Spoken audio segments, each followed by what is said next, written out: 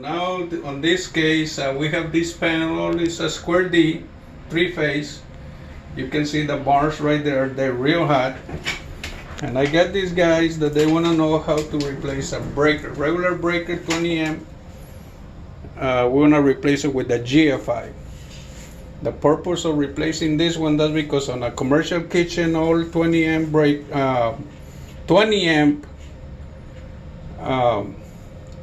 breakers in the kitchen supposed to be GFI. So now, if you touch those, you're gonna get killed. That's why you have to call the professionals like me. So first of all, we're gonna unscrew this. You see these little screws right here? And when you do that, you make sure you don't touch your screwdriver, your metal, because otherwise you're gonna get bitten or shot. You do that, breakers off. Now you're gonna do this right here, undo the screw, take the wire out, put it on the side, remove the breaker. That's a 20 amp regular square D breaker. We already identified the white that is with the same circuit. So we're gonna undo that one too. You have to be real careful that you don't touch those. If you do that, you're gonna get in trouble. You can go to the hospital or to the cemetery. Okay, we got that out.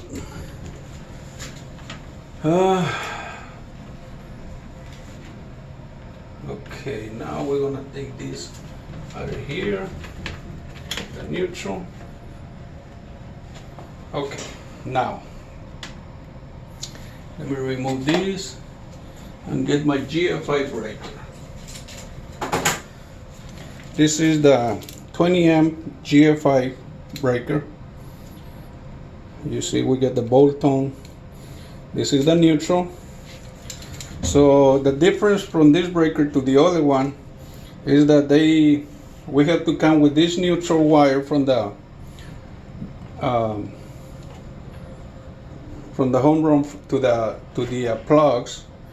We have to connect it to this screw first, and the hot wire is gonna go right there. The blue that is, on this case, is the blue one,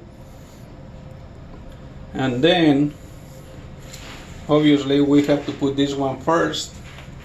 Connect the first thing you have to do before you do anything, you connect it, then you put your neutral, then you connect your neutral right here, and then at last the hot wire that is gonna go on this screw right here. The reason of putting a GFI, it's to prevent any accident, to minimize the chances of get hurt by electricity.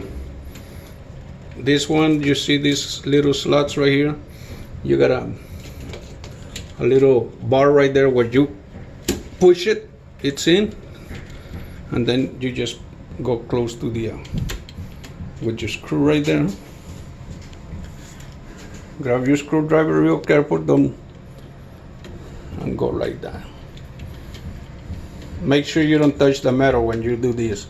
There's another screwdriver that I came insulated, but in this case I don't have one. They just called me, and we're trying to do this. Okay, so we got that. To make it look more presentable, just in case, we're gonna put this wire right here. I recommend that you can use leather gloves if you have one, because it's in right here. This is the neutral bar. This is the neutral bar right here. That's where I connect my curly. The neutral bar, it don't it don't have no power, but never trust any wire. Always work like it's energized. Okay, there we go. Turn them out. For some reason I'm not catching this one.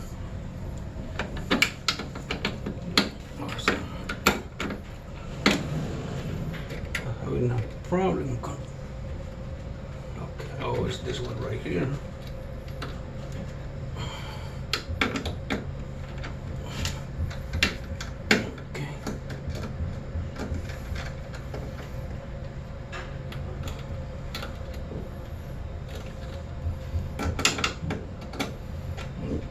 Okay, for some reason this don't want to go in.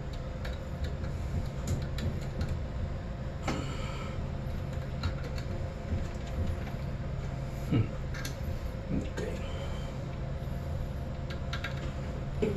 having problems to put this wire in, but not impossible. There we go.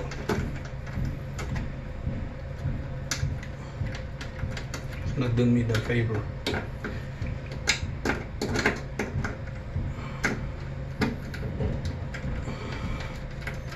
There we go. Have to make sure that it's in properly. See, I get my hand too close to this, but we have these protectors right here that they prevent for me to touch this. It's a real close. That's why I recommend, if you have leather gloves or something, it's very important to twist this wire right here because it's stranded, so that way you can make it like one, so now when you tie your screws, the connection is really tight. There we go again. There it's in. You can see it's in the wire. We get the whites. So now we're gonna tie this in. These breakers prevent for people to get electrocuted, just in case any kitchen equipment goes to ground, because they got a lot of stainless steel, water, and this minimizes the chances of getting electrocuted and sometimes to get killed, because they're real sensitive and they trip right away. Okay, now the hot wire right here. There you go. I'm gonna show you in a little bit after I finish this how this breaker works.